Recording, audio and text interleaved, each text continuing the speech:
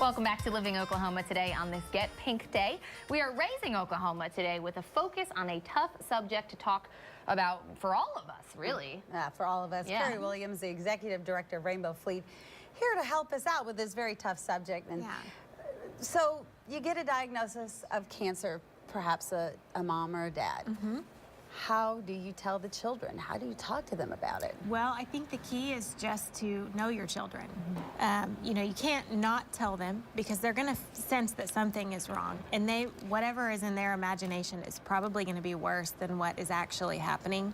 So to know your child, first of all, the age of your child matters. The younger they are, the less information you need to give. So you might just say to a 2-year-old, Mommy is sick, she's going to be not feeling well for a while, and kind of discuss what cancer is, where in the body it's located, that kind of thing, so they can see physically where it might affect your parent or your loved one. And then just kind of talk through the steps, you know, what does treatment look like?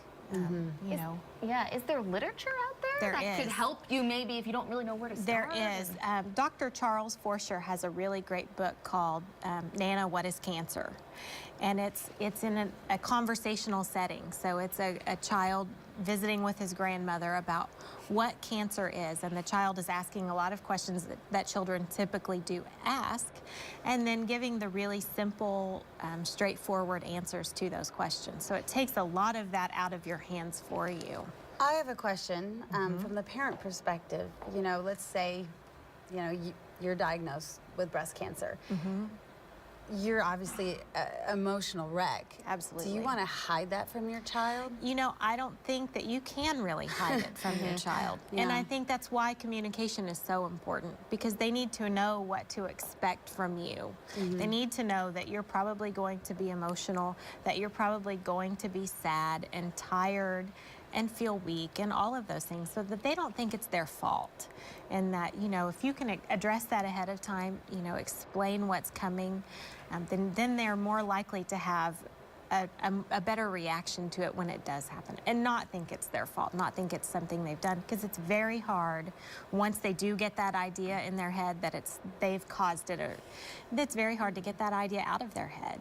So yeah, I think it's fine to show that emotion. Okay, because I know that, you know, you always hear be tough, be strong, but during something like that, it's probably pretty tough. It's really tough. And you know, you have to recognize the signs. If your child starts to act in a way that's not normal for them, if they're angrier than normal, if they're having behavioral issues, then it's time to really seek some professional guidance in how to deal with that situation. Yeah, and that's okay. I mean, asking for help. Right? Yeah, a third party person is maybe just what you need in that situation.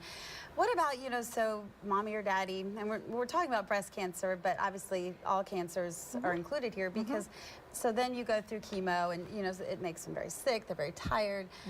Should you talk about to your kids about, you know, you can really help out if maybe you do a little extra, that nothing would make the parent happier, nothing would make mommy happier because she's so tired, or, you know, that kind of thing? Yeah, absolutely. I think you can find small jobs that makes it feel like they're helping in the situation, recognizing that they are still children, so there are a lot of things they can't do, but those small things they can do.